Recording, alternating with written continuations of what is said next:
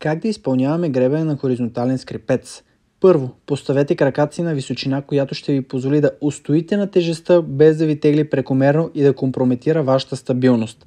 Седнете с леко присвити колене, стегнете силно коремните мускули преди да влезете в позиция и изтеглете тежестта назад. Фиксирайте торса с относително вертикална пода позиция, като обърнете специално внимание на долната част на гърба и кръста.